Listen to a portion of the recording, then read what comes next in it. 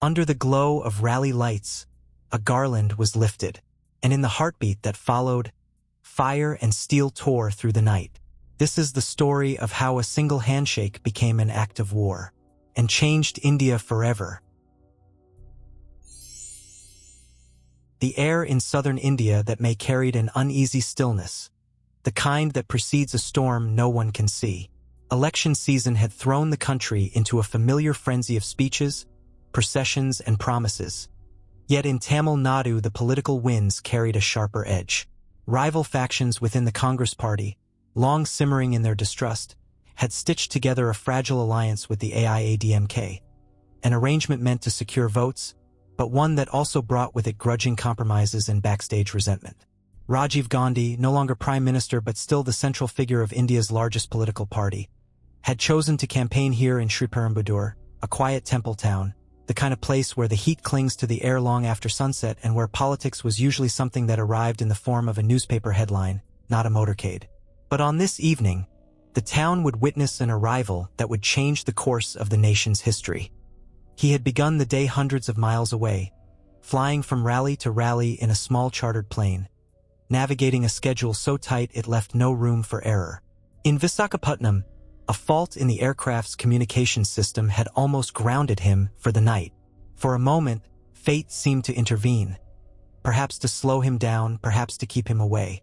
Yet the problem was fixed within the hour, and Rajiv returned to the air, piloting the final leg himself. He would touch down in Chennai just after 8 o'clock, unaware that the journey ahead would be measured not in miles, but in minutes.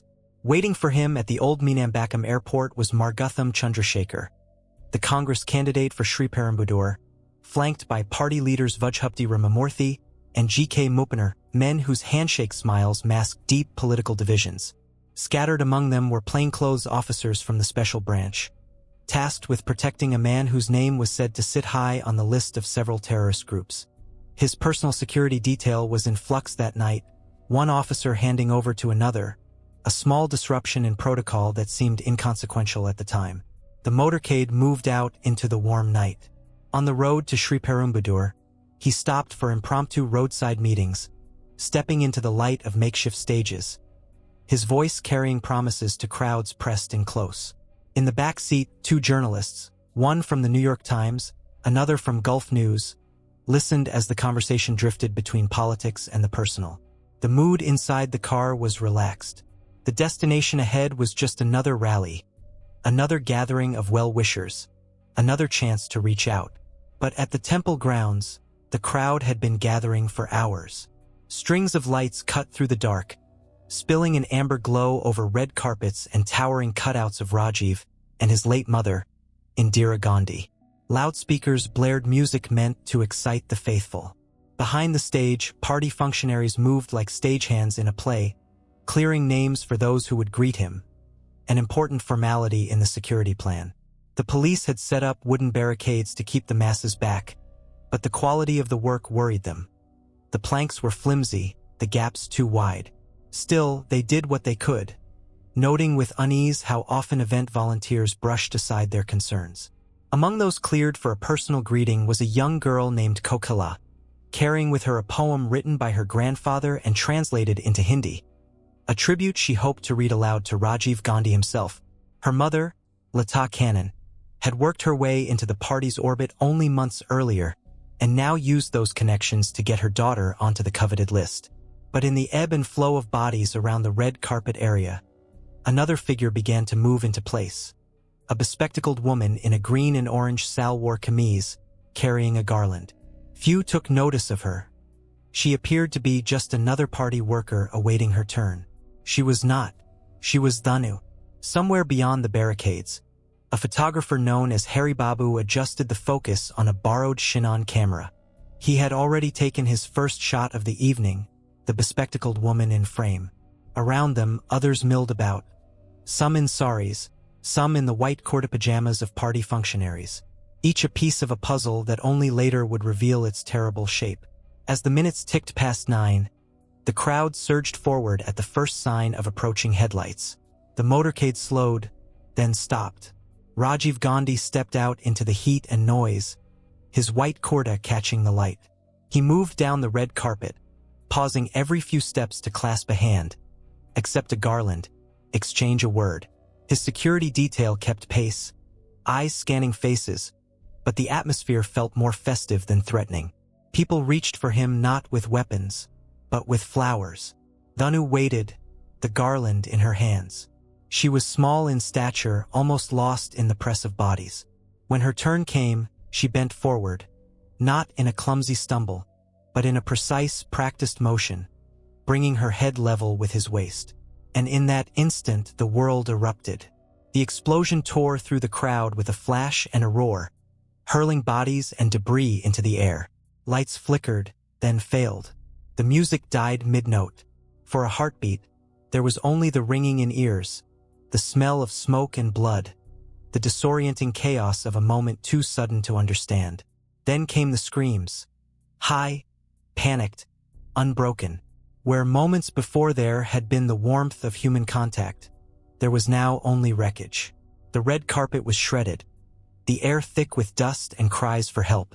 Hari Babu's camera lay twisted and broken, but inside it were frames that would become iconic, grim proof of how close the assassin had stood. Rajiv Gandhi lay among the fallen, unrecognizable to those who had known him only minutes earlier. It was 10:18 p.m. on May 21, 1991. In the span of a single breath, India had lost not just a political leader, but the fragile sense of safety that surrounded its democracy. The shockwaves would travel far beyond Sriperumbudur, through the corridors of power in New Delhi, into the intelligence outposts of foreign capitals, and deep into the jungles of northern Sri Lanka, where the liberation tigers of Tamil Nadu, the LTTE, would silently celebrate their deadliest strike on Indian soil. What happened in those final moments was not the act of a lone fanatic. It was the culmination of months of planning, of networks built in shadows, of decisions made in distant rooms by people who believed their cause justified any means. The investigation that followed would test the limits of India's law enforcement, pit politics against truth, and pull back the curtain on an organization willing to kill and die in equal measure. But before the truth could be uncovered, the night had to be survived. The blast had ripped through more than flesh and bone. It had shredded the thin membrane that separates order from chaos. In those first seconds, no one moved with purpose. People staggered, some clutching wounds, others wandering in shock. The powerful halogen lights above the stage sputtered and went dark, plunging the scene into a confusion lit only by scattered bulbs and the unsteady beam of a few handheld torches. Those who had been standing just a few feet away from Rajiv Gandhi were now sprawled on the ground, some motionless, others groaning, their white clothes stained red. The acrid stench of explosives mixed with dust and the metallic tang of blood. Police personnel, many of them themselves dazed by the concussion, tried to push back the crowd that surged instinctively toward the carnage. Some were calling out for stretchers, others for more light. Amid the confusion, a few trained eyes began scanning the ground, mentally marking the locations of twisted metal fragments, shreds of fabric, and torn photographs, details that would later become part of the crime scene record. The first unshakable truth that registered among those closest to the epicenter was this: the target had not survived. Within minutes, wireless messages began crackling between the local police and the state control room. The words were clipped, urgent. Explosion at Sriperumbudur rally, VVIP down. Repeat, VVIP down. The identity of the victim needed no clarification. Even before confirmation, everyone knew. The news began moving through multiple channels: official, unofficial, and dangerously speculative. In Chennai, senior police officials scrambled to establish a direct line to the chief secretary's office. In New Delhi, the first alerts reached the Prime Minister's security staff, setting off a chain reaction of calls to the Home Ministry, the Cabinet Secretariat, and finally, the residence of Sonia Gandhi. But here in Sriperumbudur, the priority was raw survival. Makeshift ambulances, anything with 4 wheels and space to lie down, were commandeered to transport the injured. The small local hospital was quickly overwhelmed. Blood was pooling on its tiled floors, and doctors worked without pause, sleeves rolled back, barking for more gauze, more oxygen, more hands. On the road back to Chennai, sirens cut through the warm night air, the convoy carrying bodies wrapped hastily in sheets. Some among them were barely clinging to life. The city's main hospitals had already been alerted. Operating theaters were being prepared, and senior surgeons were being called back from home. At the same time, intelligence officers from both the state and central agencies began converging on the scene. The training drilled into them took over. Secure the perimeter, preserve evidence, record statements while memories were still fresh. But in this case, the crime scene was unlike any they had faced before. Crowded, contaminated, chaotic. Bits of evidence lay trampled underfoot. Vital photographic angles were lost in the crush. Yet among the mess, certain fragments stood out. A camera, dented but intact. Parts of a sandalwood garland, oddly scorched. And scattered pieces of a body that did not seem to belong to the victims who had come to greet Rajiv Gandhi. By midnight, senior investigators were piecing together a working theory. This had not been an attack from a distance, nor an accident involving a crude explosive tossed from the crowd. This was close, intimate. Someone had stood within arm's reach of Rajiv Gandhi and detonated a device powerful enough to kill nearly everyone in a tight radius. That someone, early speculation suggested, was a woman. Even in the chaos, the seeds of suspicion began to take root. Certain officers exchanged knowing glances when the possibility of the LTTE's involvement was raised. The Tigers had a long, bloody history in Sri Lanka's civil war and a complex, deteriorating relationship with India, especially after the Indian peacekeeping forces' withdrawal from the island and the assassination of pro-India Tamil leaders. Rajiv Gandhi had been a marked man in their eyes. Back in New Delhi, the political machinery began turning. For some, the first reaction was grief.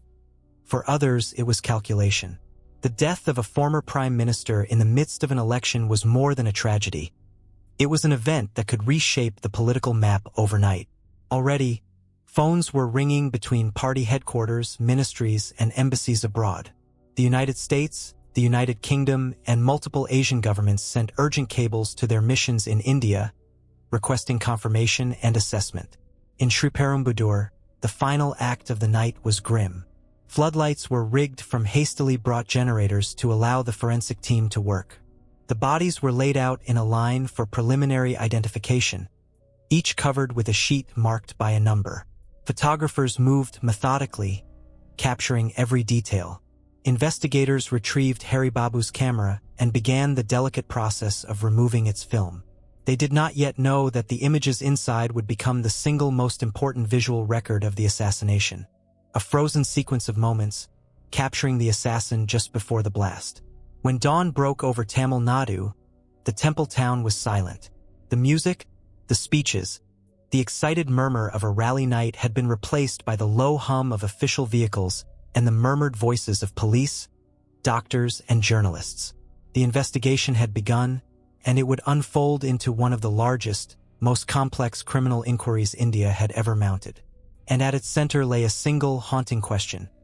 How did a young woman from a foreign war step onto Indian soil, stand face to face with one of the most protected men in the country, and walk away, at least in spirit, having changed the course of India's history forever? By sunrise on May 22nd, the story had broken across every radio wave and television screen the country could muster. All India Radio led with the announcement at the top of the hour. Former Prime Minister Rajiv Gandhi was killed last night in an explosion during an election rally in Sriperumbudur, Tamil Nadu. The words landed like a hammer blow. In villages and cities alike, people stopped in their tracks, heads turning toward the nearest transistor. Some wept openly. Others sat in stunned silence, absorbing the enormity of what had happened. In Chennai, the police control room was a hive of overlapping voices. Teleprinters clattered as official communiques were drafted and sent to Delhi.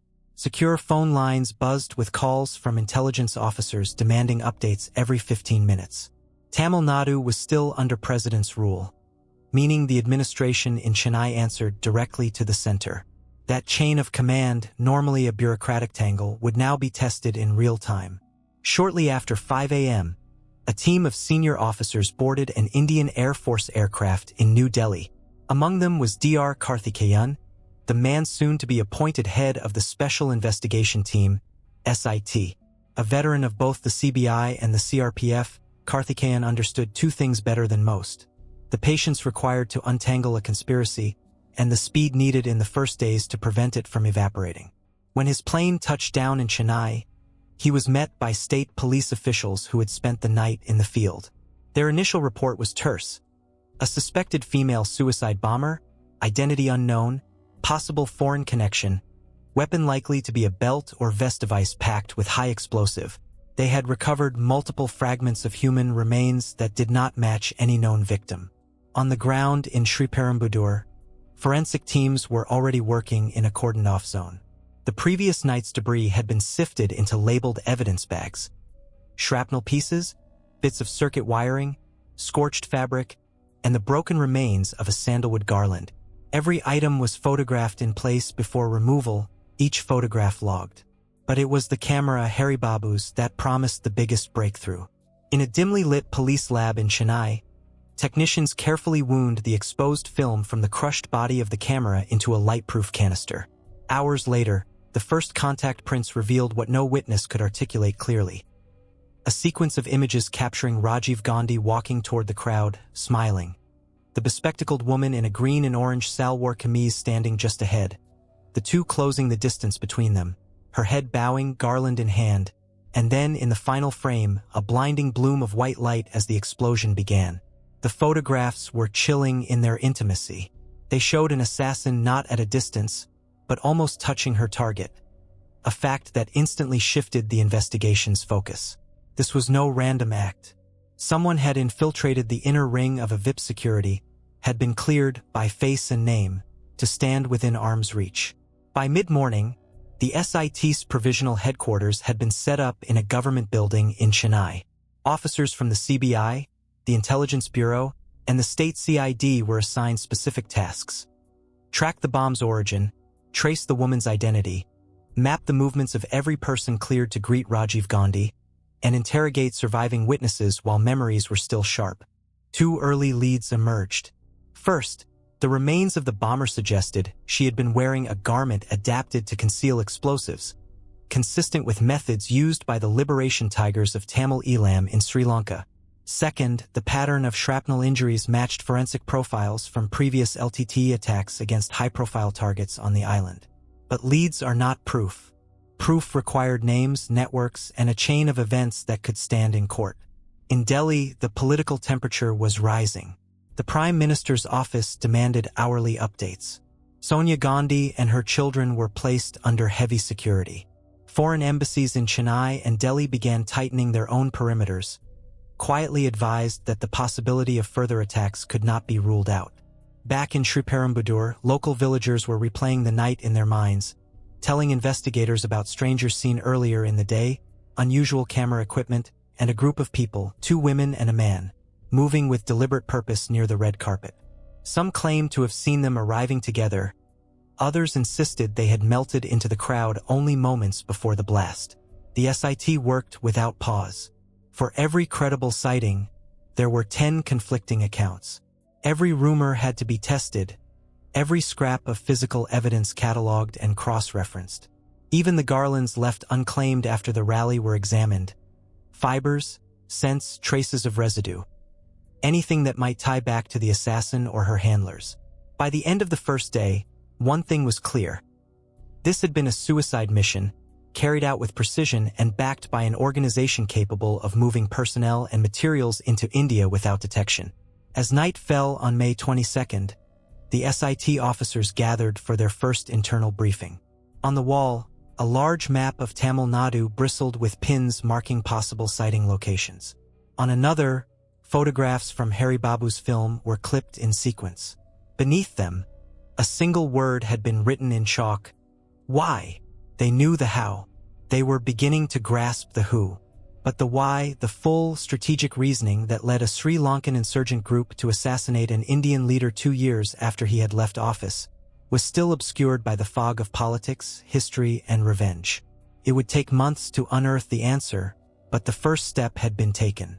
The hunt was on, and somewhere in the shadows of Tamil Nadu, the conspirators were watching closely to see if India could untangle the trail they had left behind. The morning after the first SIT briefing, The air in Chennai carried the weight of both grief and expectation.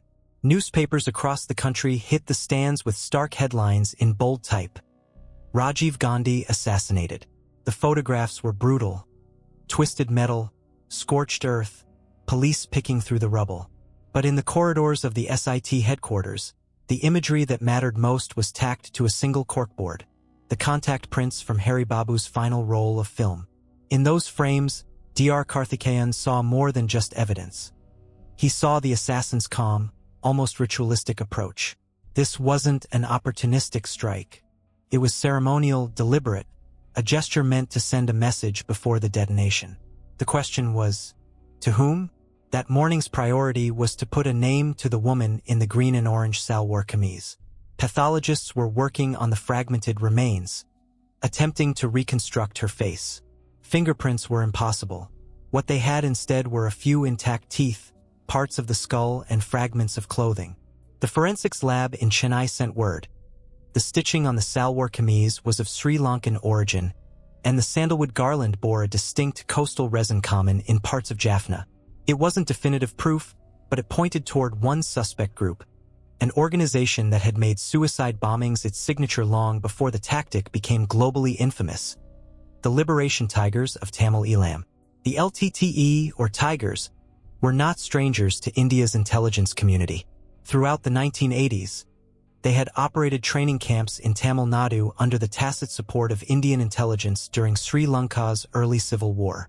But the relationship had soured fatally after the 1987 Indo-Sri Lanka Accord and the arrival of the Indian peacekeeping force. Rajiv Gandhi had sent Indian troops into the island to enforce peace, only to see them drawn into direct combat with the Tigers. By the time the IPKF withdrew in 1990, over 1,200 Indian soldiers were dead, and the LTTE's leader, Vellapillai Prabhakaran, had sworn vengeance. If the SIT's suspicions were correct, that vengeance had just been realized in Sriperumbudur. By midday, the SIT was already mapping the Tiger network's known safe houses in Tamil Nadu. The state's coastal geography, dotted with fishing villages, coves, and unpoliced inlets, made it an ideal landing ground for clandestine arrivals from northern Sri Lanka. Intelligence intercepts over the past year had hinted at renewed LTTE activity on Indian soil, but nothing to suggest a plot this audacious. That changed when a call came in from the Tamil Nadu Q branch, specialists in counter-terror operations. Acting on a tip, they had detained a man in Tindavanam who was carrying a falsified ration card and a small packet of photographic negatives. The man gave his name as Morrigan, but his accent and evasive answers told a different story. Within hours, analysts identified him as a known LTTE operative wanted in Sri Lanka for explosives trafficking. The negatives he carried were developed in the police lab that evening. Among the images were candid shots of Rajiv Gandhi from earlier campaign stops, not press photos but surveillance angles taken from within the crowd. There were also photographs of the Sriperumbudur venue, shot days before the rally, with the red carpet area marked in pen. It was the first tangible link between the assassin and a broader network. Meanwhile, the SIT began assembling a profile of the woman they now believed to be a black tiger, a member of the LTTE's elite suicide squad. In LTTE culture, these operatives were venerated, their identities sometimes kept secret even from their own families until the day of their mission. Training was intense, blending physical conditioning with ideological indoctrination. Once selected, a black tiger accepted that their mission would be their last. Piecing together witness statements, investigators learned that the assassin had not been alone that night. At least 3 other individuals, 2 women and a man, had been seen in close proximity to her before the blast, one of them carrying a camera. The man was almost certainly Hari Babu, the local photographer, whose role in the conspiracy was still unclear. Was he an accomplice or an unwitting pawn? In Colombo, the Indian High Commission quietly increased its security posture. The Sri Lankan government, long at war with the Tigers, sent word through diplomatic backchannels. They believed the order to kill Rajiv Gandhi had come directly from Prabhakaran himself, motivated by the IPKF years and fears that Gandhi's return to power would mean renewed Indian military intervention in Sri Lanka. For Karthikeyan, the picture was coming into focus. But focus wasn't enough. He needed proof that would survive the courtroom, not just the newsroom. And that meant finding the living members of the hit squad before they could vanish into the LTTE's underground. On the night of May 24th, acting on simultaneous raids across Chennai, the SIT and state police struck. In one flat, they found a typewriter with drafts of propaganda leaflets. In another, tucked inside a hollowed-out ceiling beam, they found a cyanide capsule, an LTTE trademark, carried by operatives to avoid capture. The arrests that night didn't just net suspects. They yielded something even more valuable. A set of address books, written partly in Tamil and partly in a code the SIT had never seen before. Those pages, once deciphered, would lead investigators into the deepest reaches of the Tiger network in India and closer to the masterminds who had sent a human bomb into Rajiv Gandhi's path. But for now, they had one undeniable truth. The assassination was not an isolated act of terror. It was the opening move in a larger game, one that would pit the SIT against one of the most disciplined and dangerous insurgent organizations in the world. The first interrogations began in a sweltering room at the SIT's temporary headquarters in Chennai. Ceiling fans churned the heavy air, but the heat was less oppressive than the silence between questions. The man who called himself Murugan sat at the table, hands cuffed, eyes fixed on a spot just beyond the wall clock. Every time a question touched on the LTTE, his jaw tightened, and his answers grew clipped. For hours, investigators circled the same points: his travel route from Sri Lanka, the contacts in Tamil Nadu, the photographs of Rajiv Gandhi, and the Sriperumbudur venue. Finally, without warning, he smiled, just faintly, and said in Tamil, "Even if you hang me, the truth will be buried with me." It was classic Tiger discipline. Never admit, never implicate, never break. But his arrest had already yielded something he couldn't take back: the address books. The decoding of those books began in a locked room where only 3 officers were allowed to work.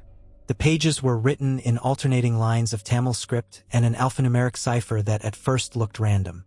But patterns emerged. Certain numbers repeated in the same context. Certain words were always paired. Slowly, a system of substitution revealed itself. The names were often just operational aliases, but alongside them were Indian phone numbers, street descriptions, and references to coastal landing points along the Tamil Nadu shoreline. One entry stood out: Aquila, green silk, last meeting. Investigators couldn't be certain, but they suspected Aquila was the assassin's operational name. The green silk was chillingly close to the salwar kameez she wore that night. While the cryptanalysts worked, field teams fanned out to the addresses on the list. 1, a modest single-story house in Udyar, looked unremarkable from the street, curtains drawn, a washing line in the back, the smell of jasmine from a nearby garden. But inside, the signs of a hurried departure were everywhere. An overturned chair, clothes half-packed into a bag, and in the kitchen, an open tin containing a false bottom compartment. Inside that compartment, officers found 2 cyanide capsules wrapped in wax paper. It was a signature too distinct to ignore. The LTTE had long issued these capsules to their operatives, instructing them to bite down and swallow the moment capture seemed imminent. To the SIT, the message was clear: whoever had been here was trained to die before talking. Another lead came from a photographic shop in Chennai. The owner remembered a woman matching the assassin's description coming in with a man, later identified as Hari Babu, to develop film rolls. The shop had no surviving negatives from that visit, but the date matched a period just before the rally. If those images could be found, they might show the assassin's movements in the days leading up to the attack. Meanwhile, pressure from Delhi was intensifying. The Prime Minister's office wanted public assurance that the killers would be brought to justice. But the SIT knew that premature announcements could drive suspects deeper underground. Karthikeyan walked a thin line, offering careful statements to the press while holding back the operational details. In Colombo, Indian intelligence officers met quietly with their Sri Lankan counterparts. The Sri Lankans confirmed what the SIT already suspected. A cadre of black tigers had left northern Sri Lanka weeks earlier on a covert mission. Intercepts of LTTE radio traffic referred to the Great Wedding, a cryptic phrase analysts now believed was code for the assassination. wedding being the union of the bomber with martyrdom. Back in Chennai, a breakthrough came from an unexpected source, a taxi driver. He reported that, days before the rally, he had driven 2 women and a man from a coastal village near Mamallapuram to a house in the city. One woman was small, bespectacled, wearing a green shawl. She spoke little and the man paid in cash, tipping heavily. The address matched one from the decoded book. By the end of the week, the SIT had reconstructed a partial timeline of the assassin's final movements. Arrival by sea, shelter in a Chennai safe house, reconnaissance at Sriperumbudur, final preparations on the day of the rally, and the deadly approach captured in Hari Babu's lens. But knowing the path she took was only half the battle. The real prize lay in uncovering the network that had built that path, who had ferried her across the Pak Strait, who had provided the explosives, who had decided that Rajiv Gandhi must die. The closer the SIT moved toward those answers, the more dangerous the work became. Already, anonymous calls had reached the SIT office, voices warning them to leave the Tigers alone if they valued their lives. Vehicles were spotted shadowing investigators' families. One evening, an officer returning home found an unmarked envelope at his door containing a single cyanide capsule. The message was unmistakable. The Tigers were watching the hunters. The Chennai night was thick with humidity when the SIT made its move. The target was a 2-story building in the crowded neighborhood of Kodungallur. On paper, it was a warehouse for a textile wholesaler. In reality, surveillance had revealed a steady trickle of visitors arriving at odd hours, some staying only minutes, others slipping in with large bundles and leaving empty-handed. At 2:17 a.m., unmarked jeeps rolled in silently, headlights off. Officers in plain clothes moved to surround the building, cutting off the alleyways that served as escape routes. Inside, the sound of heavy boots on concrete startled 3 men sitting at a small table. They reached for nothing, no weapons, no documents. But their eyes betrayed recognition. One officer's voice cut the tension. "Police, stay where you are." Within minutes, the men were in custody. A search of the premises uncovered more than the SIT had dared hope. Maps of Tamil Nadu's eastern coastline annotated in Tamil and English, coded notebooks similar to the one taken from Murugan, and, locked inside a metal trunk, a dismantled vest rigged with a sophisticated explosive circuit. It was a grim find. The device was nearly identical in design to the one used at Sriperumbudur.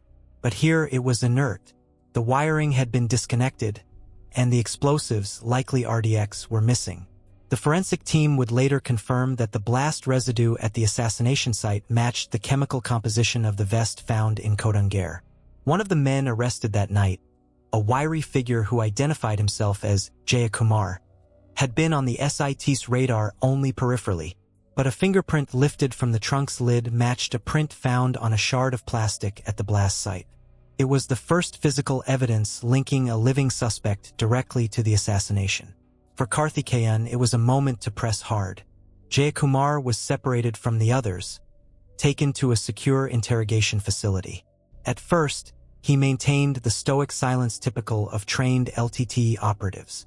But after hours of questioning, methodical, relentless, circling the same events, his narrative began to crack in small ways. He denied knowing Akila by that name but admitted to escorting a girl from a coastal landing point to a house in Udyar. When shown a cropped image from Hari Babu's photographs, he glanced at it just long enough for his pupils to dilate before looking away. The Hari Babu film had become the investigation's most potent tool.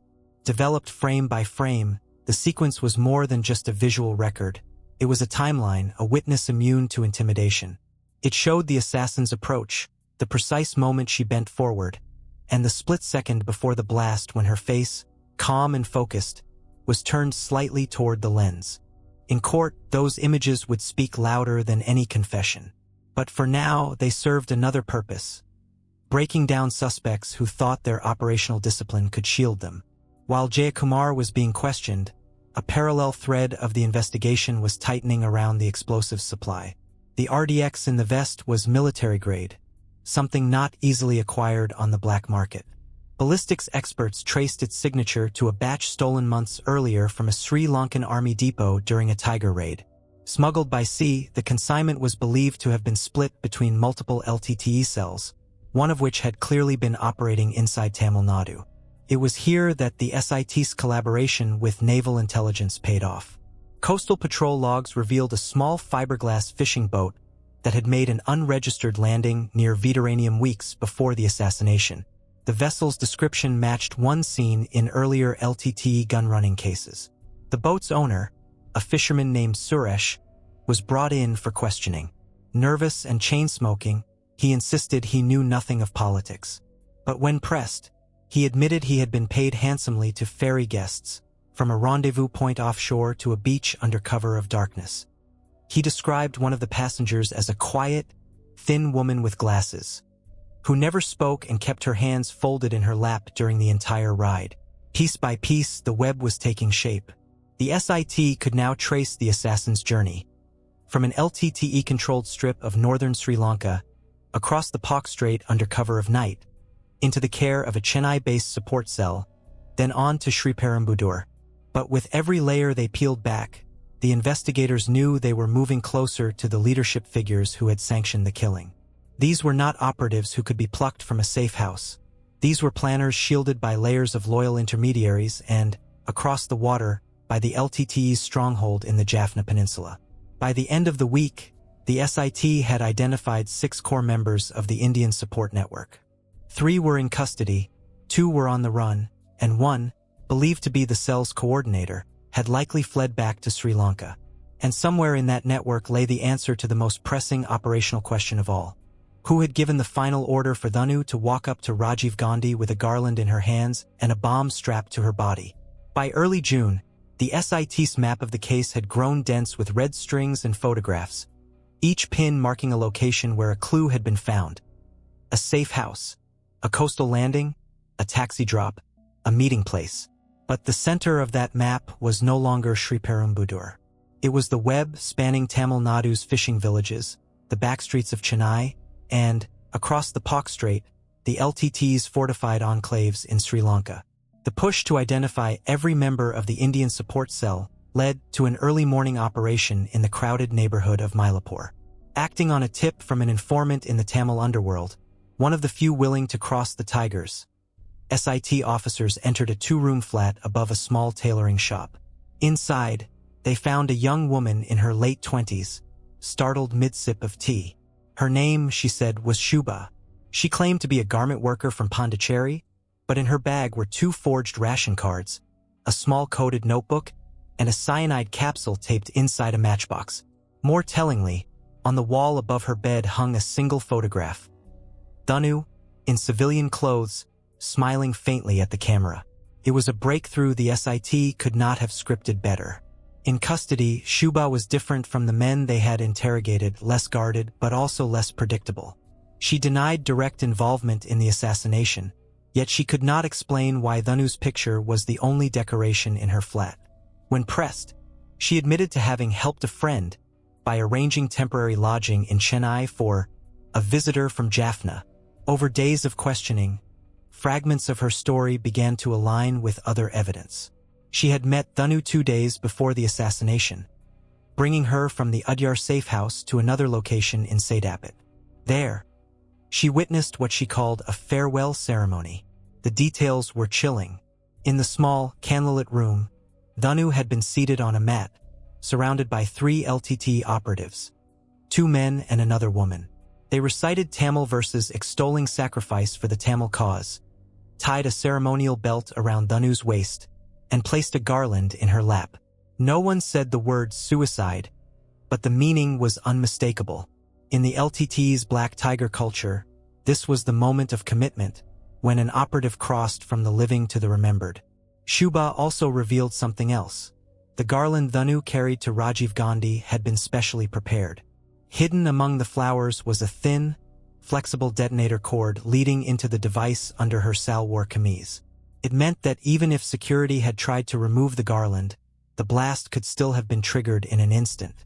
Meanwhile, the SIT's collaboration with Sri Lankan intelligence was yielding results. Colombo confirmed that Dhanu's real name was Thenmozi Rajaratnam, a known LTTE cadre trained in explosives. She had disappeared from LTTE territory months earlier, reportedly on a special mission. Her selection was not random.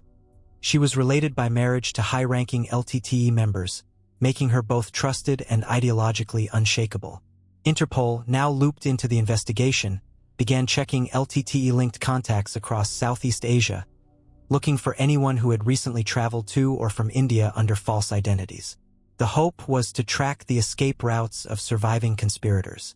One promising lead came from a Sri Lankan Tamil businessman in Kuala Lumpur, already under watch for suspected tiger fundraising. Passenger records showed he had flown to Madras 2 weeks before the assassination and left the day after. He was seen in the company of a man matching the description of the Chennai cell's missing coordinator. Back in India, forensic analysts reconstructed Dhanu's final 72 hours in meticulous detail. On May 19th, she had been moved from the Sadapet location to a rented house in the outskirts of Chennai, where the bomb was fitted and tested. On the 20th, she rehearsed her approach using a volunteer to stand in as Rajiv Gandhi, practicing the bend forward, the positioning of the garland, the activation of the trigger switch. On the 21st, she left the house dressed in the now infamous Salwar kameez, traveling by auto-rickshaw to Sriperumbudur with 2 escorts, one of whom was Hari Babu. In that reconstruction, the SIT found both horror and clarity. Horror at the clinical precision with which the attack had been prepared. Clarity in understanding that every step had been deliberate, controlled by handlers who had never once needed to be near the blast to orchestrate it. With Shuba's testimony, Colombo's confirmations, and Interpol's growing data, the SIT's net was tightening. But there was still a glaring gap: the command structure. The people they had in custody were operatives, couriers, and local facilitators. The ones who had ordered Rajiv Gandhi's death, those voices in distant rooms, remained out of reach. And that gap mattered because even as the SIT worked, there were whispers that the same network might already be preparing its next strike. The missing coordinator was more than a fugitive.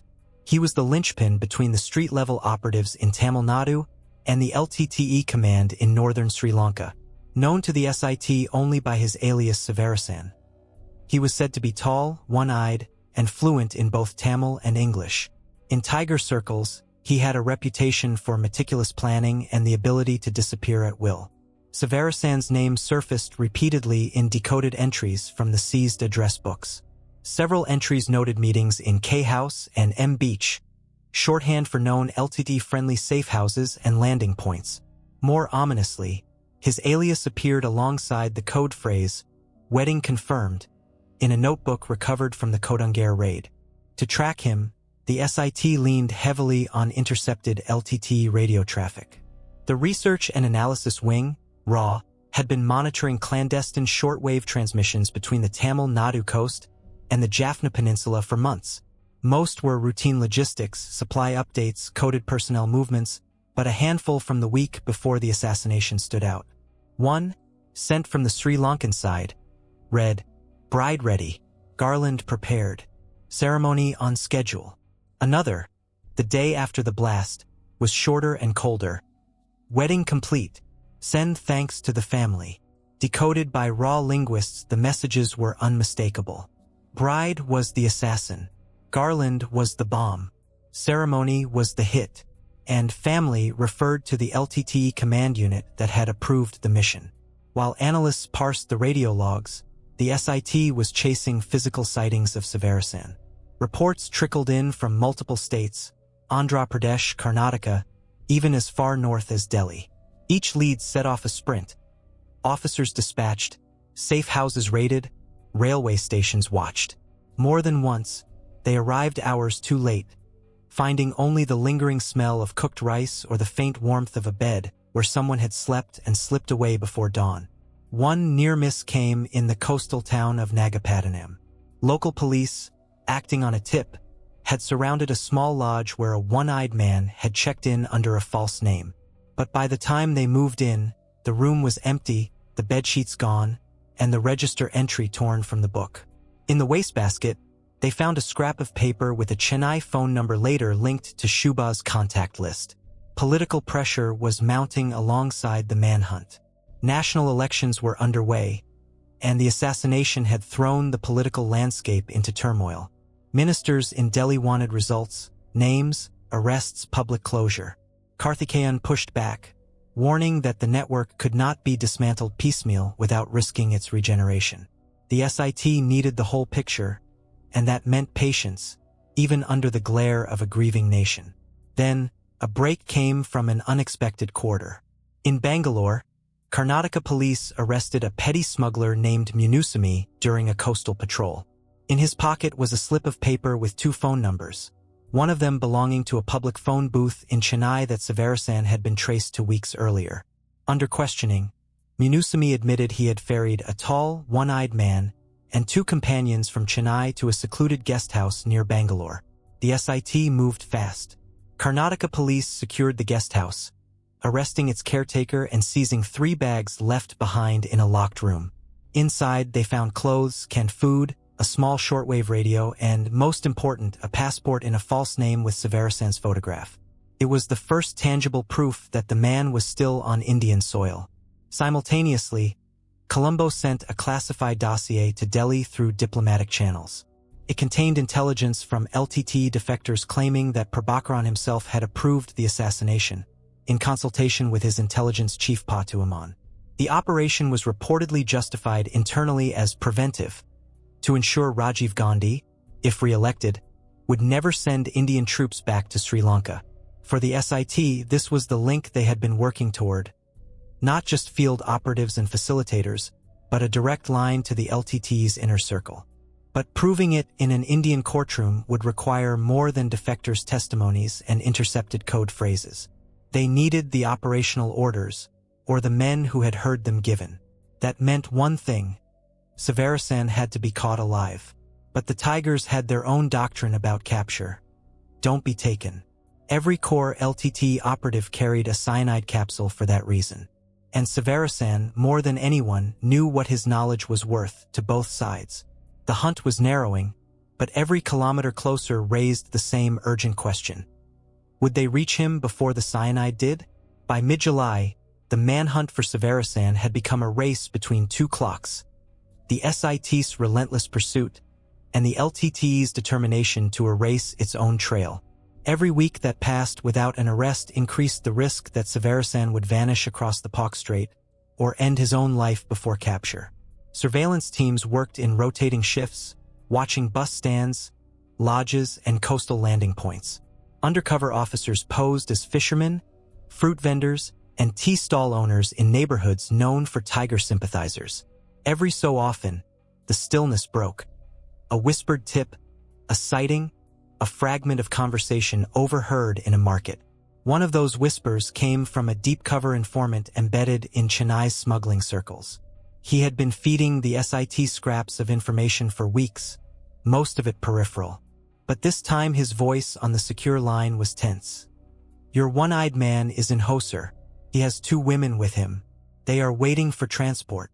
Hosur, sitting near the Tamil Nadu-Karnataka border, was a strategic choice, close enough to Bangalore's transport hubs, remote enough to avoid casual detection.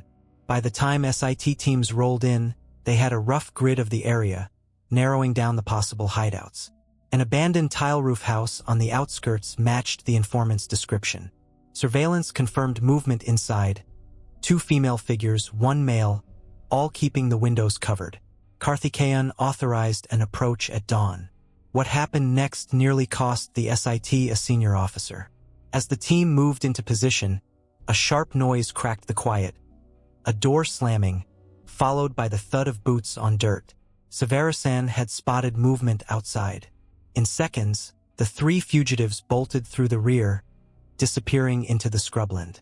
One officer, sprinting to cut them off, tripped a crude booby trap, thin fishing wire strung at shin height, leading to a tin can packed with nails and low-grade explosive powder.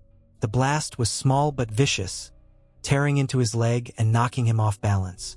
It was enough to give Srivarumbudur the gap he needed to vanish into the trees.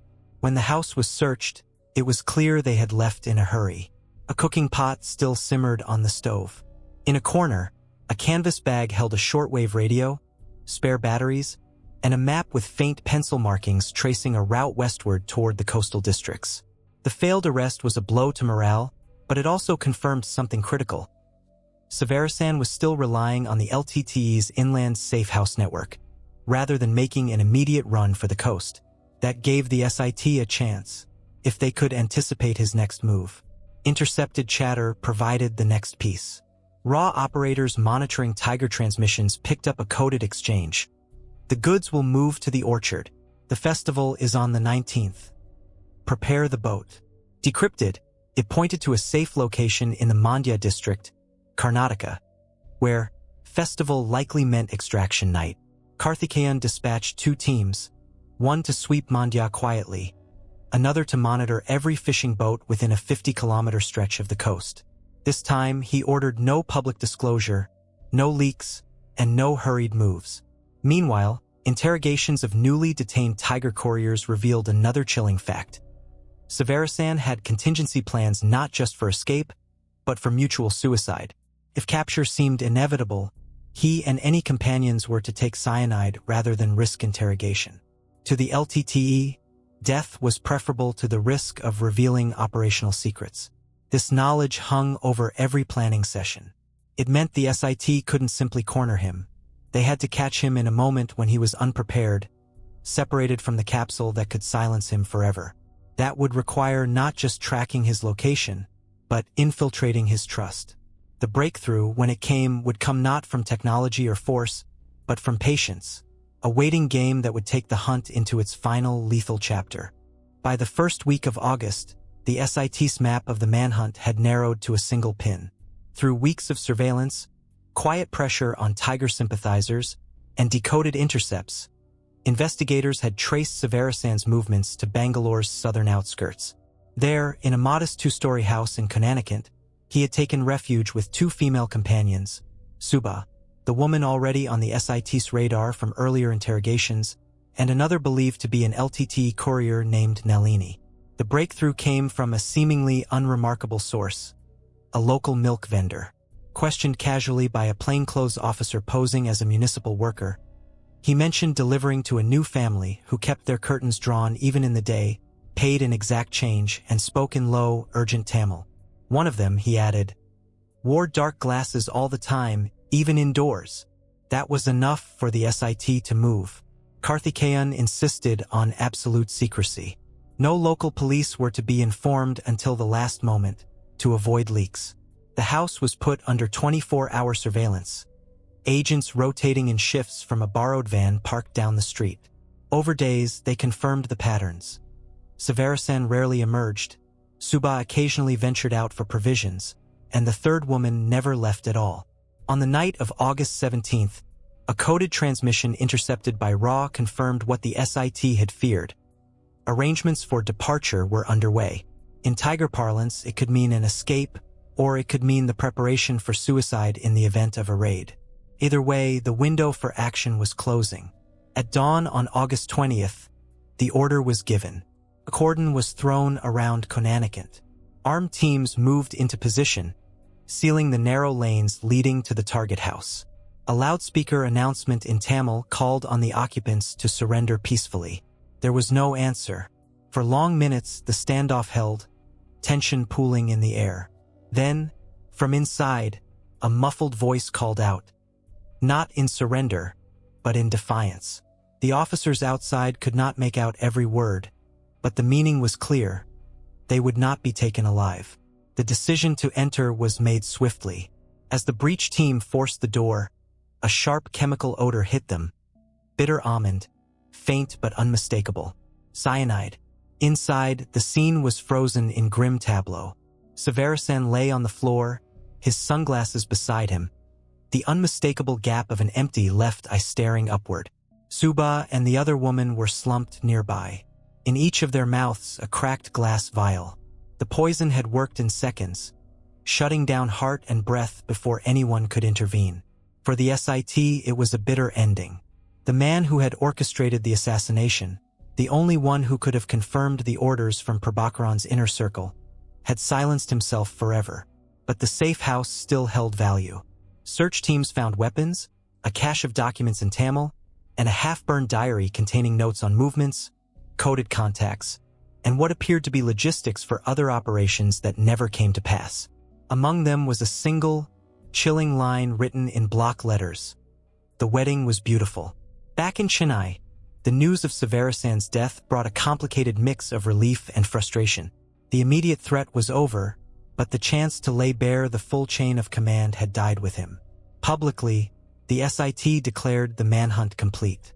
Privately, they knew the case was still unfinished, because the plot's architects were across the sea, untouched, and perhaps already planning what would come next. The assassination investigation would now pivot from pursuit to prosecution, assembling the mountain of evidence into a case that could hold in court against the surviving members of the network. The Hari Babu photographs, the address books, the intercepted codes, and the testimony of captured operatives would form the backbone of that case. But for those who had stood in Conanicut that morning, the image of the man they had hunted for months, lying in silence with the cyanide still on his lips, would be the enduring memory of how close they had come to hearing the truth from the source.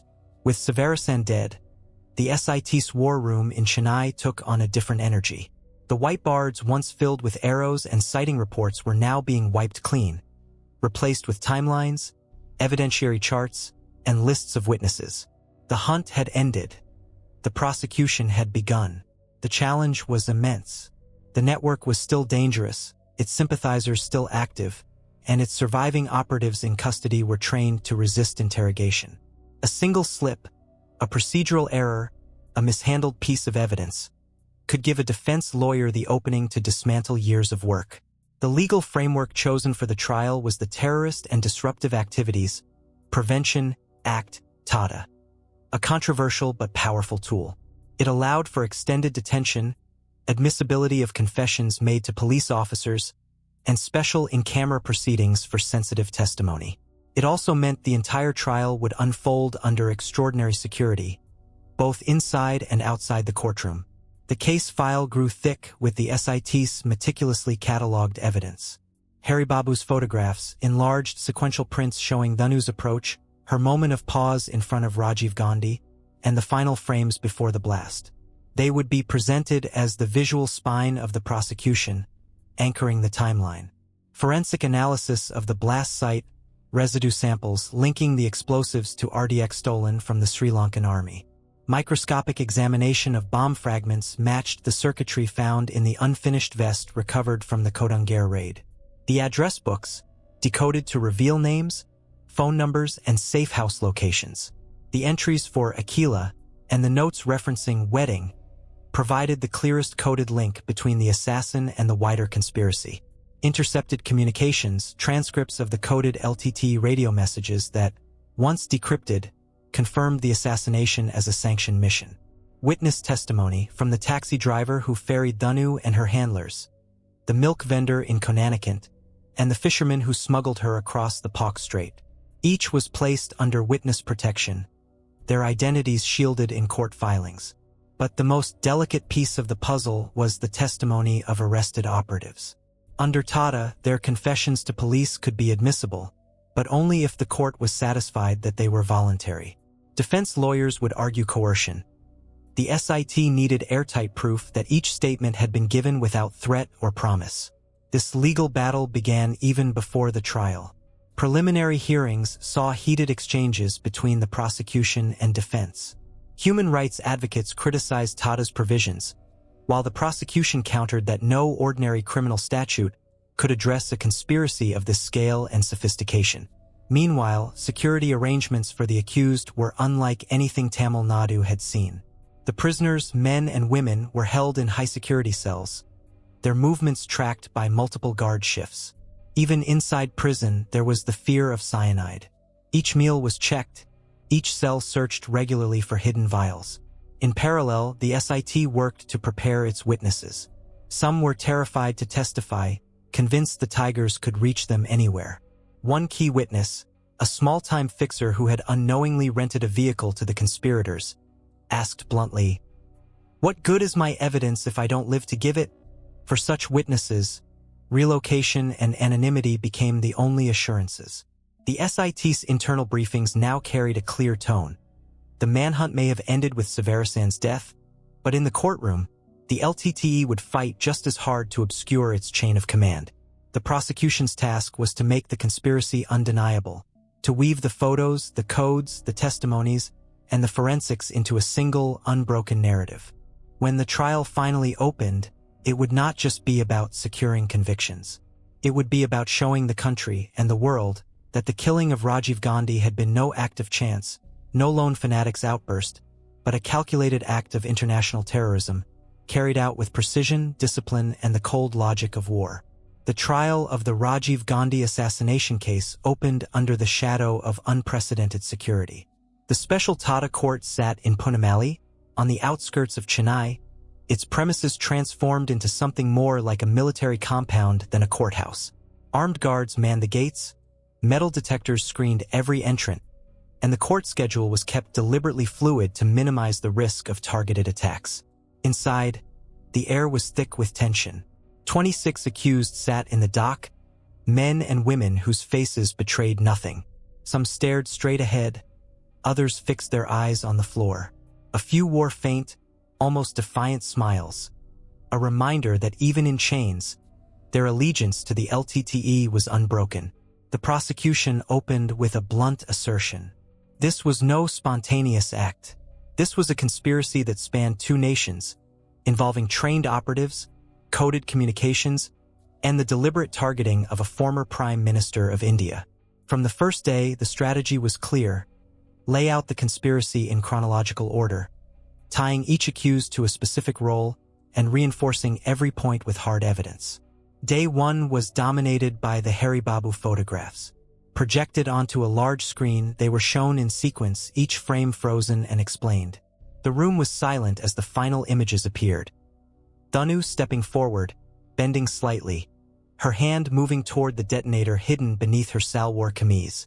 The last frame before the blast hung on the screen longer than the rest, her face composed, almost serene.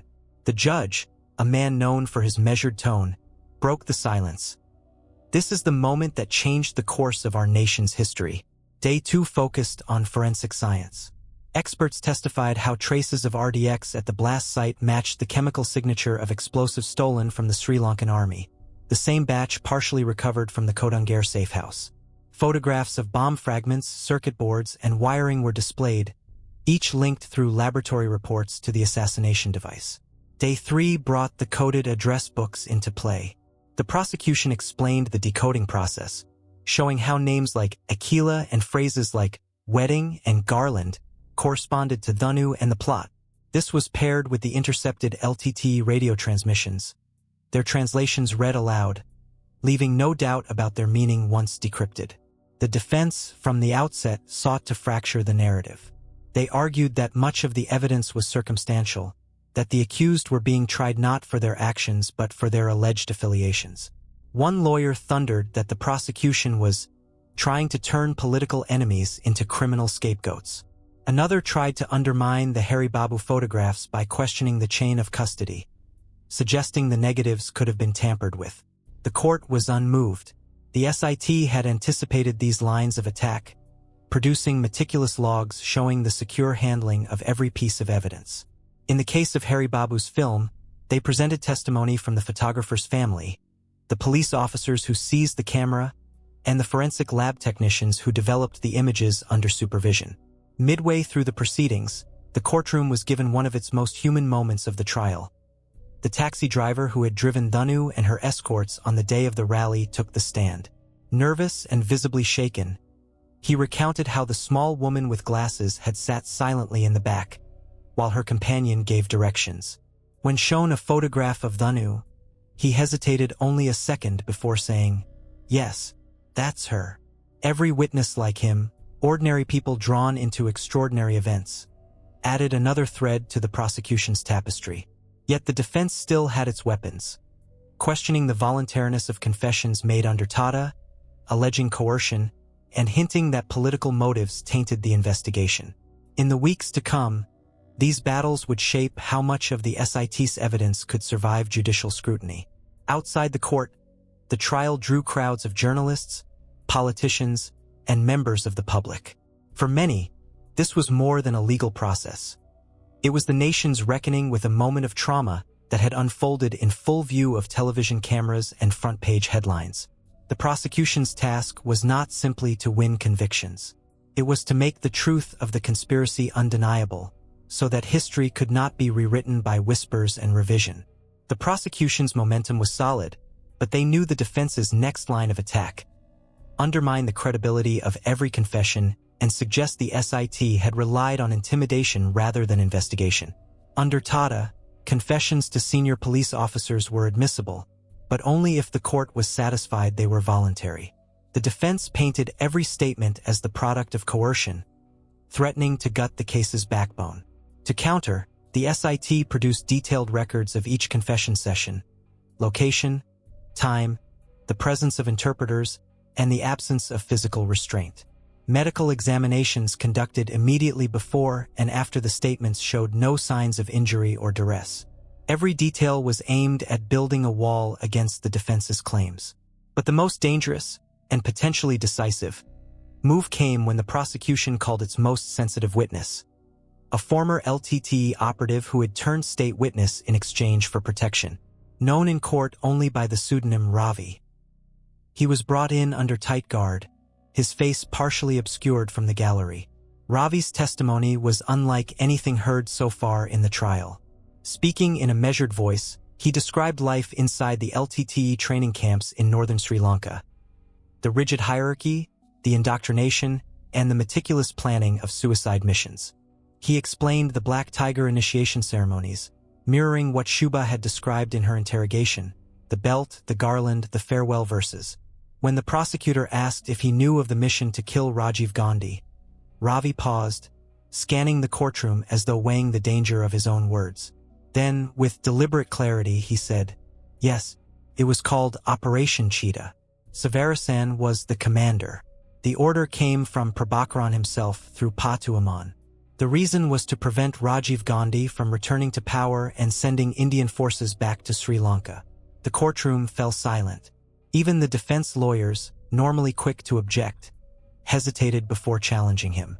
When they did, their questions were sharp and personal, suggesting Ravi was fabricating his account to save himself, painting him as a traitor motivated by self-interest.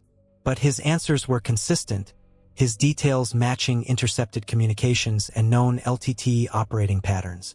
Ravi also opened a new front in the prosecution's case: funding. He testified that part of the operational budget for the assassination had come from LTTE overseas networks, specifically donations from sympathizers in Canada and Malaysia. The funds, he said, were moved through Hawala channels to Chennai-based operatives, bypassing formal banking systems entirely. This revelation allowed the SIT to introduce evidence seized in raids on LTTE-linked businesses in Tamil Nadu, accounting ledgers showing large, unexplained cash flows in the months before the assassination. In one ledger, a payment labeled simply marriage matched the time frame of the coded radio intercepts about the wedding.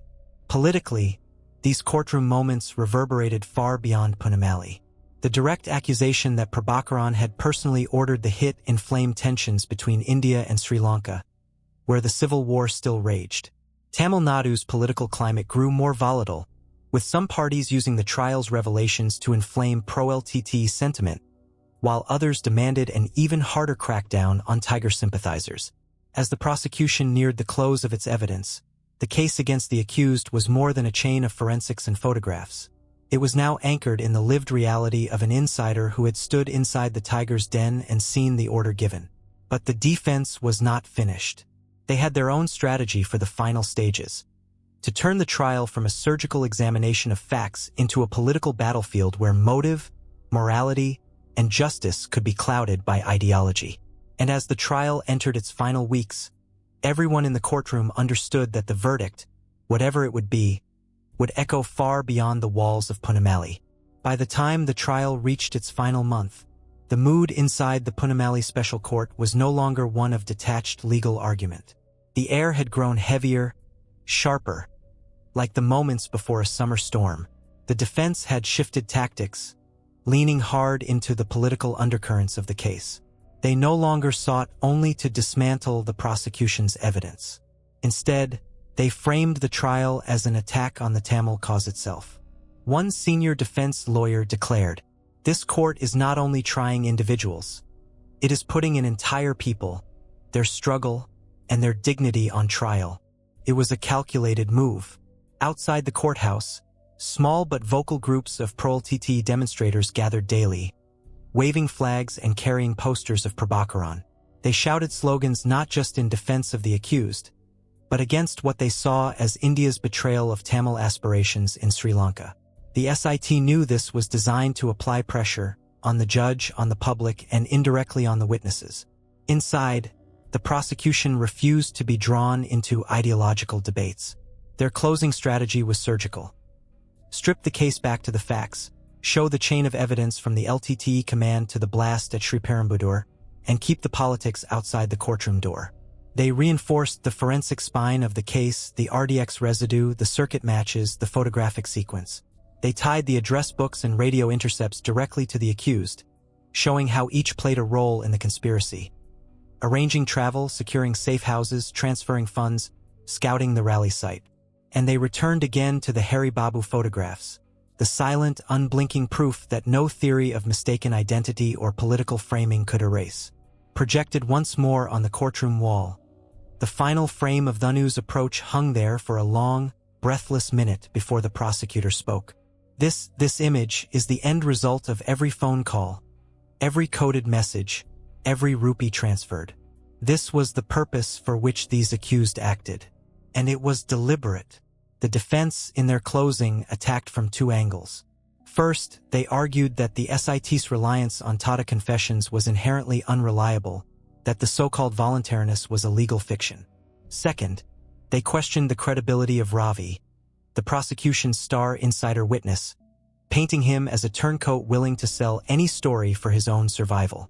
They also sought to introduce doubt about the funding trail, suggesting that the seized ledgers and hawala evidence could just as easily relate to ordinary smuggling or other LTTE activities unrelated to the assassination. The final days of argument were marked by rising tension. On one occasion, a defense lawyer's insinuation that the SIT had been under political orders drew an immediate, sharp rebuke from the bench. On another, a prosecution reference to the LTTE's history of civilian bombings prompted a walkout by several supporters in the public gallery. When the arguments finally closed, the judge announced that judgment would be reserved. The date for the verdict was set, and with it, a week of national anticipation. In Chennai, in Delhi, in Colombo, and in Tamil diaspora communities overseas, the question was the same. Would the court deliver a judgment that matched the gravity of the crime? For the SIT officers who had spent years on the case, the waiting was almost worse than the hunt had been. They knew their evidence was strong, but they also knew how high the political stakes had risen. The truth they had worked to prove was about to pass from their hands to the judge's pen. And in the shadow of Sriperumbudur's memorial, the families of the victims, from bodyguards to journalists to a former prime minister, waited for the final word on whether justice, however delayed, would be done. The morning of the verdict, Punamali's special court complex was locked down tighter than ever before. Streets leading to the courthouse were barricaded. Armed commandos stood on rooftops. Inside the perimeter, journalists jostled for position while families of the accused and of the victims waited in separate, heavily guarded enclosures.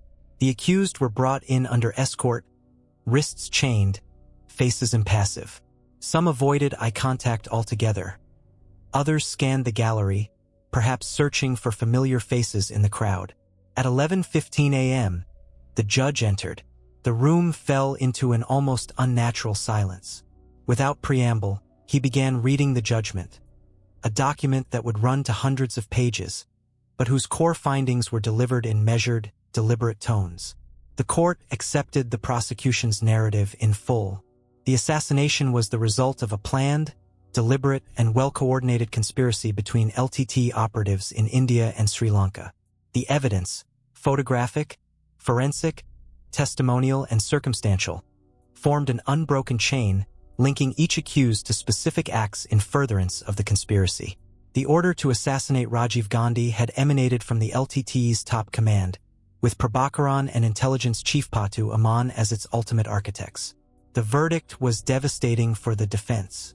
26 accused were convicted under Tata, with varying degrees of culpability.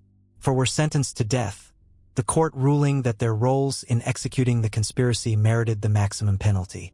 These included Nalini, the only surviving member of the core execution team, and 3 others deeply involved in logistics and coordination. The remaining convicts received life sentences or long prison terms, depending on their role. A handful were given shorter terms for lesser offenses, such as providing safe houses or transport without direct knowledge of the assassination plan.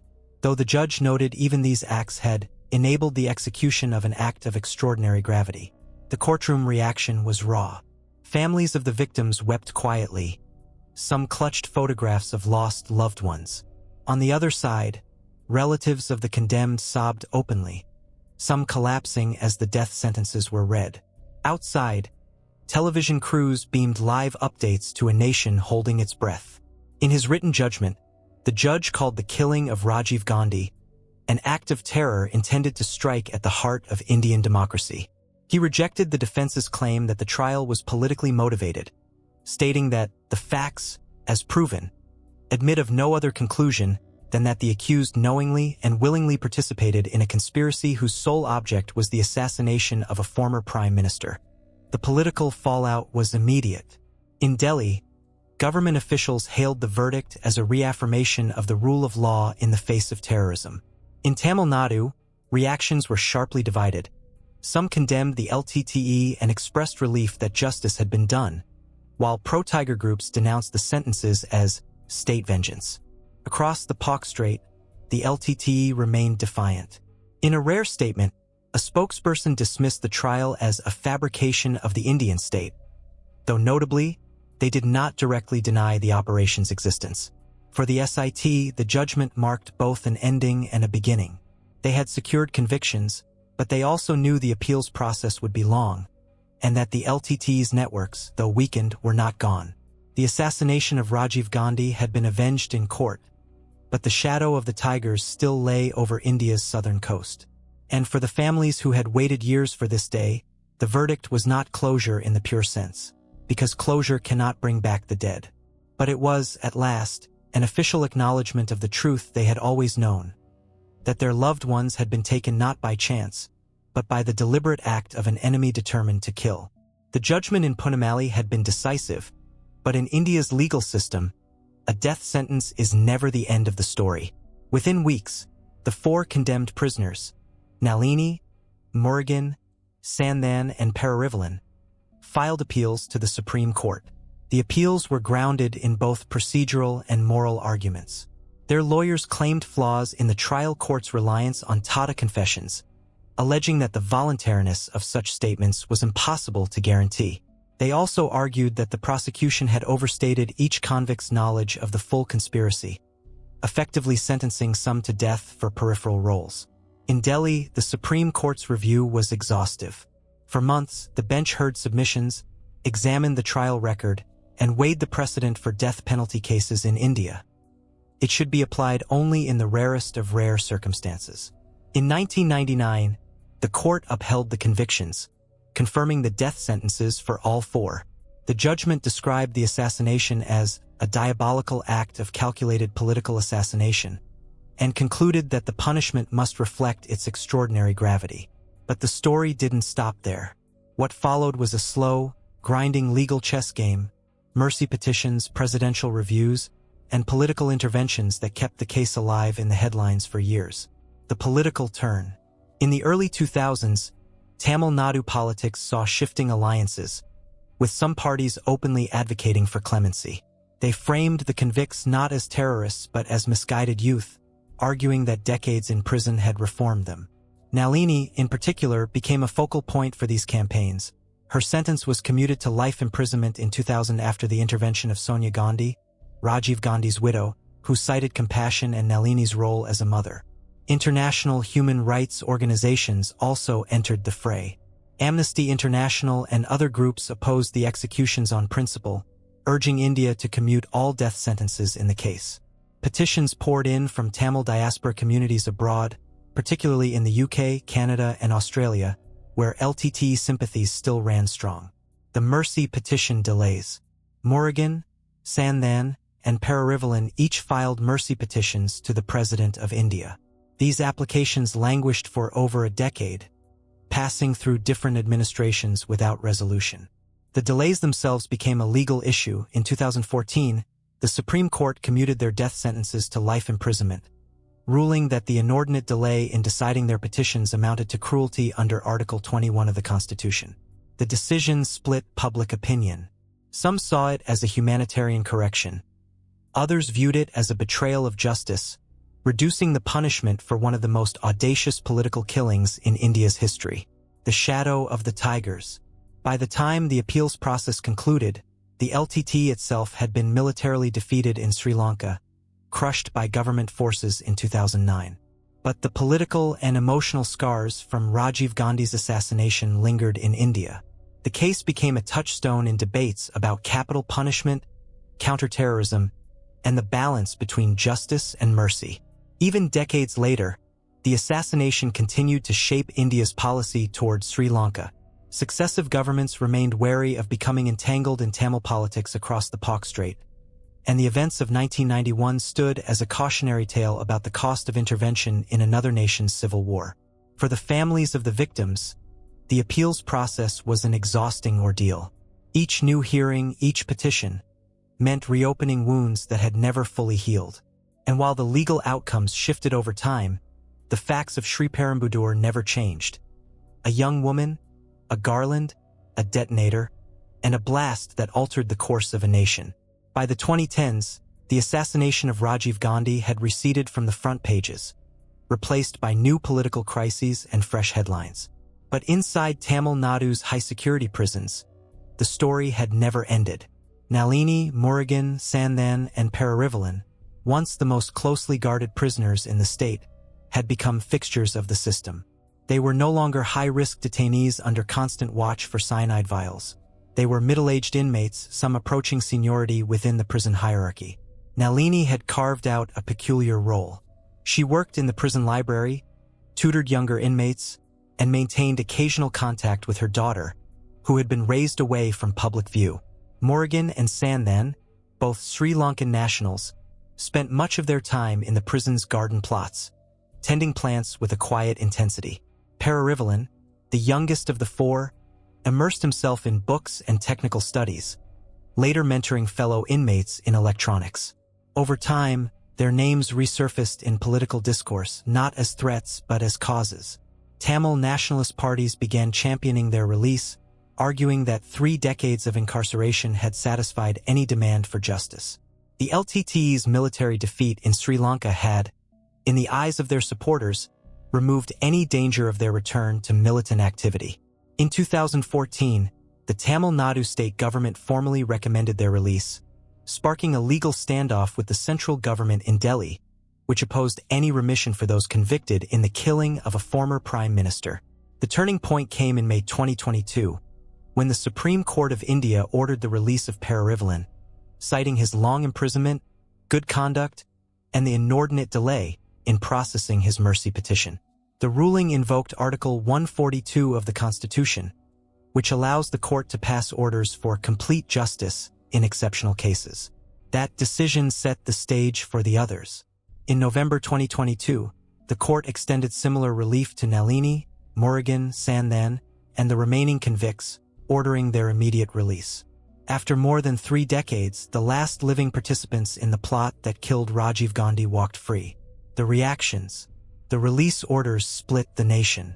In Tamil Nadu, supporters celebrated with garlands, sweets, and slogans, framing the freed convicts as survivors of political vendetta. Across much of the rest of India, however, the mood was one of anger and disbelief. Political leaders from the Congress Party, including members of the Gandhi family, called it a travesty of justice and a dangerous precedent. Internationally, the news drew muted but notable attention. In Sri Lanka, where the LTTE remained a bitter memory, the releases were viewed warily but without official protest. Life after prison.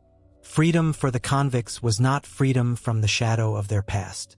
For some, deportation loomed, particularly for Murugan and Sandhan, both of whom had no legal right to remain in India.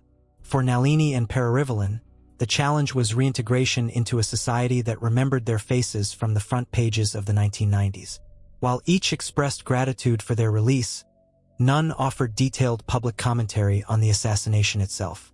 Nalini, in a press conference, said only that she had been a victim of circumstances and thanked those who had campaigned for her release.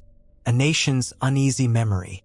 The Supreme Court's decisions reignited debates about the balance between justice and mercy, the limits of punishment, and whether the passage of decades can change the moral weight of a crime.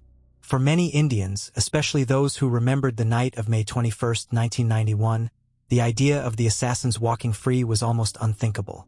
But for others, particularly in Tamil Nadu, the releases were framed not as an erasure of the crime, but as an act of closure.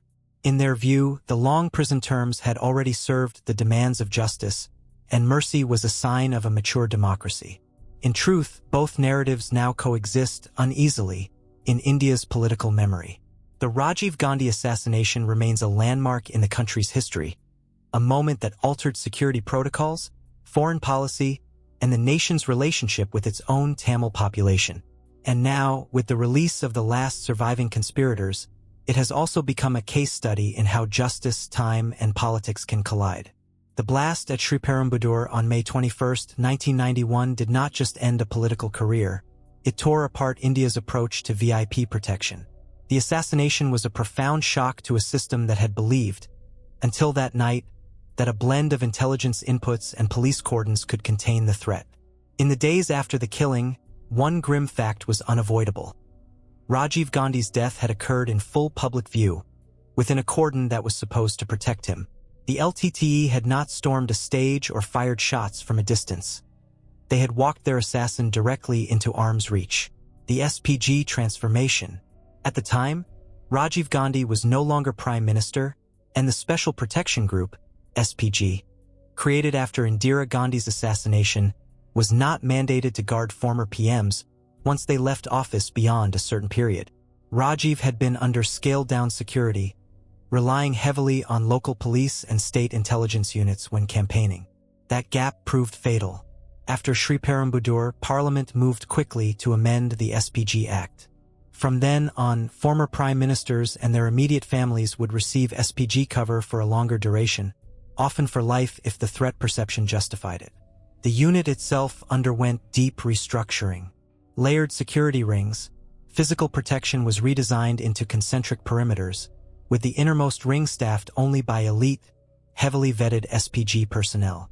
Standoff protocols, crowds would no longer be allowed to physically garland or touch VIPs without intense screening. Close-quarter interactions, once a staple of Indian political culture, became rare. Advanced Security Liaison (ASL), a formal system requiring detailed pre-event reconnaissance, threat assessments, and coordination between central and state forces. Intelligence lessons. The assassination also forced a reckoning in the intelligence community. The Research and Analysis Wing, RAW, and the Intelligence Bureau, IB, began working on tighter information-sharing protocols.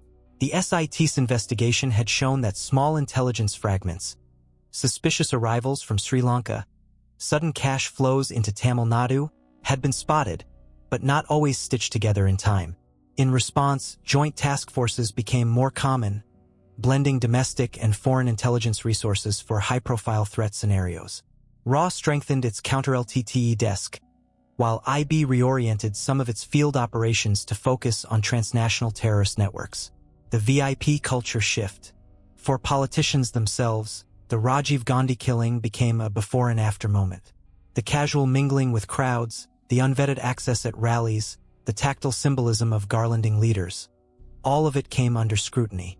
Some lamented the loss of intimacy between leaders and the public, but the risk calculus had shifted permanently.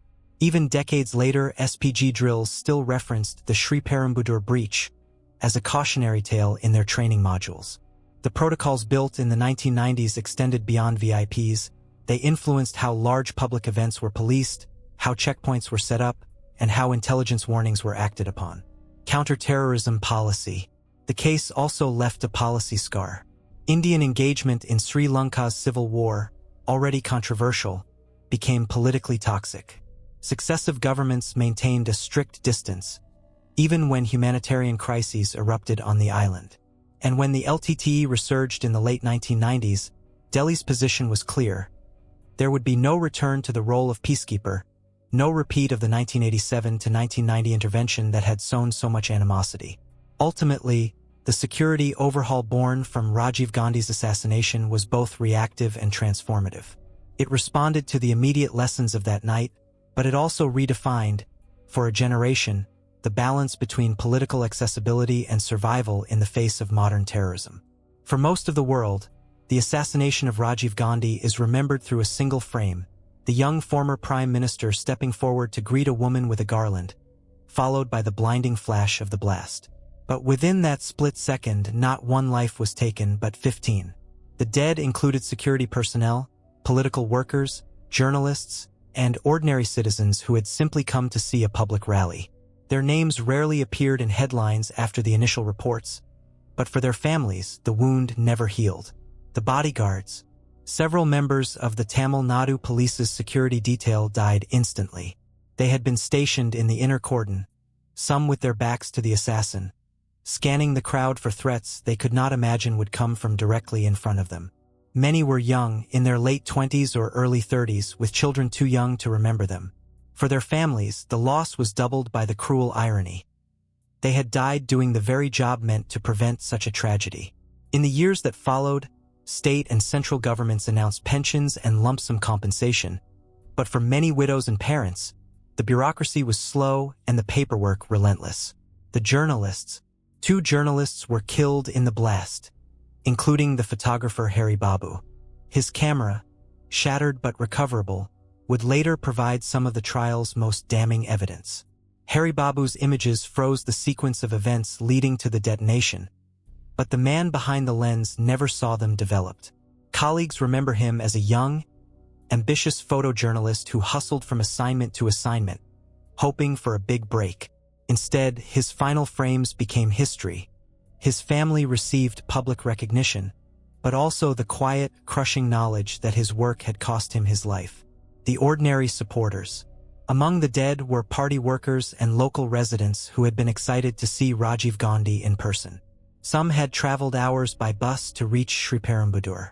They brought their children, waved flags, and pressed close to the stage for a glimpse. For their families, there was no political closure, no comfort in seeing the masterminds brought to justice. They had not chosen to step into the world of high politics. Politics had stepped into theirs with a force that shattered it forever. The survivors. The blast injured over 40 people, many with life-altering wounds. Burns, shrapnel embedded in limbs, hearing loss, and psychological trauma. Some survivors never returned to political events again. Others found themselves drawn into activism, campaigning for victims of terrorism.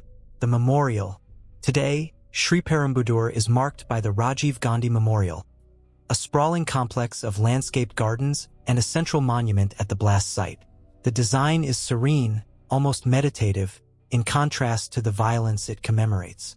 A plaque lists the names of all those who died, not just the former prime minister. Each year on May 21st, small ceremonies are held. Wreaths are laid, prayers offered, and moments of silence observed. But the crowds are never large.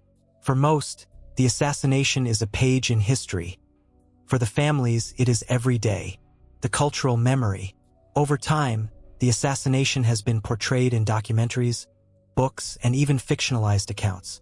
Yet these retellings often circle around Rajiv Gandhi himself, leaving the others in the shadows. The SIT's files preserve their names and roles, but the public story still tilts toward the political figure at the center. Remembering the others, the guards, the journalists, the supporters, is to remember that terrorism doesn't only strike at leaders. It strikes at the everyday fabric of life, tearing through those who never imagined they were standing in history's crosshairs. In the immediate aftermath of Rajiv Gandhi's assassination, the LTTE never publicly claimed responsibility, but they never convincingly denied it either. Instead, their leaders resorted to an ambiguous posture, weaving a narrative meant to satisfy their core supporters while avoiding direct political consequences. The LTTE's internal narrative. Inside the Tiger hierarchy, the assassination was framed as a strategic strike, justified as a preemptive move to prevent a return of Indian military intervention in Sri Lanka. In their telling, Rajiv Gandhi's potential comeback as Prime Minister threatened to bring back the Indian peacekeeping force, the same force that had fought bitterly with LTTE cadres during 1987 to 1990. Propaganda materials in the 1990s rarely mentioned Gandhi by name, but in internal speeches and morale-boosting sessions, LTTE leaders used the operation as proof of their reach beyond Sri Lanka's shores. Sriperumbudur, the one-eyed commander who led the mission, was lionized in tiger-controlled areas as a martyr who had carried out a mission for the homeland. For the rank-and-file, the Rajiv Gandhi killing was portrayed not as murder, but as war, part of a broader struggle against enemy leaders who threatened Tamil Eelam, the Indian state's counter-narrative. In Delhi, the response was unequivocal. The assassination was terrorism, plain and simple, and it erased any residual sympathy for the LTTE in Indian political circles. Even Tamil Nadu's pro-Tiger sentiment cooled in the face of the killing of an Indian leader on Indian soil. The Indian government banned the LTTE as an unlawful association in 1992 under the Unlawful Activities Prevention Act, a ban that would be renewed repeatedly in the decades to come. RAW's counter-LTTE desk expanded, feeding intelligence to Sri Lanka's military and monitoring diaspora funding networks. The downward spiral. In Sri Lanka, the Tigers fought on through the late 1990s and early 2000s, alternating between battlefield offensives and failed peace talks. But by the mid-2000s, the balance had shifted. The Sri Lankan government, bolstered by better intelligence and modernized weaponry, began systematically dismantling LTTE-controlled areas. India's cooperation, quiet but significant, played a role. The Tamil Nadu coast was more tightly patrolled, smuggling routes were disrupted, and diaspora financiers faced greater scrutiny. The LTTE's international network, once an engine of resilience, began to fray. The final defeat. In May 2009, the Sri Lankan army cornered the remaining LTTE leadership in the Mullaitivu district. The final assault was brutal and controversial, with allegations of civilian massacres. By the time the guns fell silent, Prabhakaran was dead, along with most of the senior command, including Patu Aman, the very man accused of orchestrating the Rajiv Gandhi operation. For the Sri Lankan state, it was the end of a 26-year war. For India, it was a closing of a chapter that had begun with covert training in the 1980s, turned to open hostility in the late 1980s, and reached its most tragic point on a dusty night in Sriperumbudur. Legacy within the LTTE mythology. Even in defeat, LTTE loyalists abroad continued to frame the Gandhi assassination as a military necessity rather than an atrocity. In diaspora circles, Sriperumbudur and Thanu were sometimes remembered alongside other black tigers who had carried out high-profile strikes. But the wider Tamil community, both in Sri Lanka and abroad, was divided. Many saw the killing as a catastrophic strategic error, one that permanently alienated India and deprived the Tamil cause of a potential ally. In private, even some former LTTE cadres acknowledged that the operation's political cost had been far greater than its intended benefit.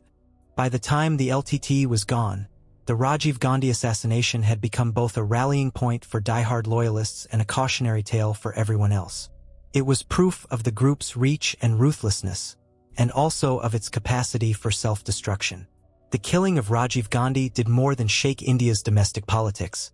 It fundamentally altered New Delhi's approach to its southern neighbor and reshaped its broader South Asia strategy for decades. The freeze in relations. Before 1991, India's relationship with Sri Lanka had been complex but not hostile. The 1987 Indo-Sri Lanka Accord, signed by Rajiv Gandhi and President J.R. Jaywardene, had been an attempt at peace, one that included the deployment of the Indian Peacekeeping Force, IPKF. But the assassination destroyed any possibility of a return to such direct involvement. For years afterward, the political climate in Delhi was one of deep mistrust toward Colombo's Tamil militant landscape. Successive governments, whether Congress or BJP, maintained a careful arm's length from Sri Lanka's civil conflict. Any suggestion of sending troops or acting as mediator was politically toxic. The never again doctrine. In the corridors of India's foreign policy establishment, the assassination became shorthand for a cardinal rule. India would never again commit military forces into another country's ethnic or civil war unless the national interest was overwhelming and the operational risks fully under control.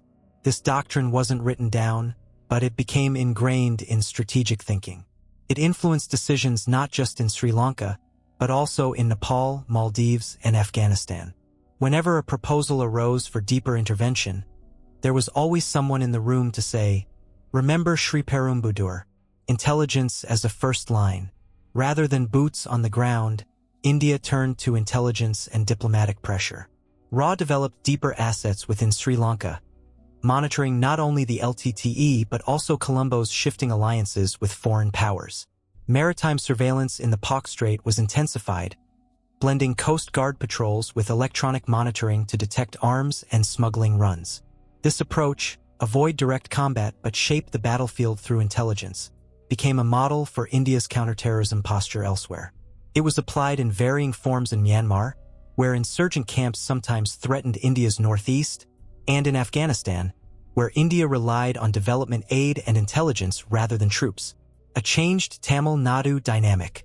The assassination also rewired the political equations in Tamil Nadu. While sympathy for the Sri Lankan Tamil cause remained strong among many, open political support for the LTTE dwindled. Parties that had once courted Tiger approval now publicly distanced themselves, wary of the legal and electoral backlash. This shift allowed Delhi to take a harder line on anti-LTTE operations in Tamil Nadu without facing the kind of mass resistance that might have erupted in the 1980s.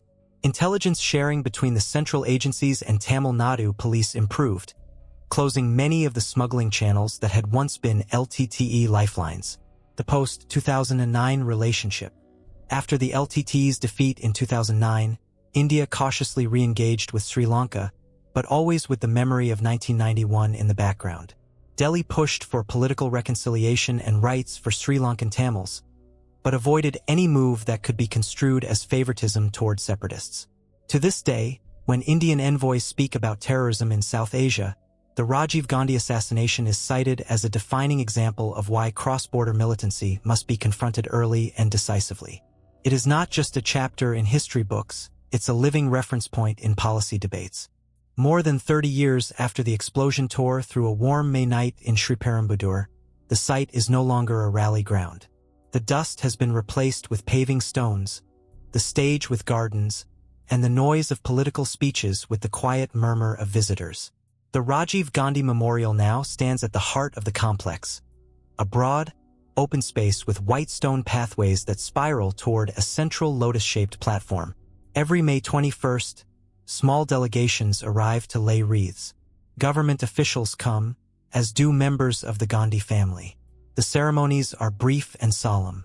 The names of all 15 people who died are engraved on the memorial walls, so that the site speaks not only of one man's assassination, but of the others who stood beside him in those final seconds. A memory in two faces. In the public mind, the assassination lives in two forms. The first is the political tragedy, the murder of a former prime minister by a foreign militant group on Indian soil. It is remembered as a lesson in national vulnerability, a warning that even high office offers no shield against determined enemies. The second is the human tragedy, the smaller, private griefs of families who lost loved ones without the cushioning presence of bodyguards, memorials, or political legacies. For them, there is no separation between 1991 and the present. Every family gathering, every milestone missed, is marked by the absence. Unanswered questions. The SIT's work left little doubt about who executed the plot and under whose orders. Yet some questions remain suspended in the haze between intelligence and history. Did every member of the LTTE's political wing approve the assassination, or was it a tightly held secret among the top leadership? Were there Indian intermediaries, knowingly or unknowingly, who smoothed the team's path inside Tamil Nadu? Could the plot have been stopped if early warning signals, the strange arrivals, the smuggling patterns, the intercepted chatter, had been pieced together sooner? Officially, these questions are closed. Unofficially, they are still debated by retired officers, journalists, and academics who study the case. Justice, politics, and time. The arc of the case is unusual. Swift arrests, a complex trial, death sentences, decades of imprisonment, and finally, mercy and release. Each phase brought its own controversy. For some, the final release of the surviving conspirators in 2022 was an affront to justice. For others, it was a sign that a democracy must eventually temper retribution with compassion. What cannot be undone is the political shift it caused. The assassination redrew India's red lines on foreign intervention, altered security protocols for generations, and ended any possibility of an LTTE India rapprochement. The final measure. In the end, the assassination of Rajiv Gandhi is not a closed story. It is a landmark. One of those moments where personal fate and national destiny intersect so violently that they leave a scar on the political map. The gardens at Sriperumbudur are quiet now, but the story they mark is not at rest. It lives on in policy briefings, in the memories of those who were there, and in the cautionary reflexes of a nation that learned, in the most brutal way possible, that history can change in the time it takes to offer a garland. And perhaps that is the truest legacy of that night, that beneath the speeches, the trials, and the political reckonings, there remains the simple human truth that in one instant 15 lives ended, and a country was forced to see the world differently forever.